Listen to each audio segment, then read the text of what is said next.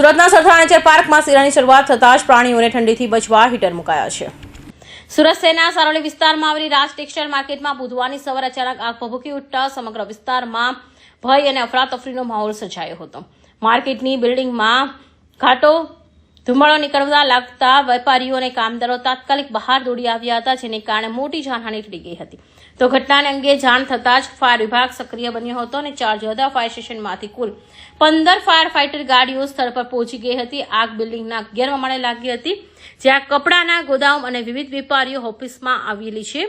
ઊંચા માળે આવેલી આગને કાબૂમાં લેવા માટે ફાયર કર્મીઓ હાઇડ્રોક્લિક પ્લેટફોર્મ અને વિશેષ સાધનોની મદદથી આગ પર કાબૂ મેળવ્યો હતો। તો આગમાં કોઈ જાનહાનિ ન થતાં હાશકાર અનુભવાયો હતો। Bureau report Hind TV news Surat. Sarthana nature park Surat મહાનગરપાલિકા સરથાણા ઝૂ ખાતે જે કેપ્ટિવિટીમાં આપણે વાઇલ્ડ એનિમલ અને પક્ષીઓ રાખેલા છે તેઓને ઠંડીના વિન્ટરના સમયગાળામાં વધારે ઠંડીથી કોઈ આડઅસર કે બીમારી ન થાય તે માટે દર વર્ષે આપણે પ્રિવેન્ટિવ મેજર્સ લેતા હોય છે।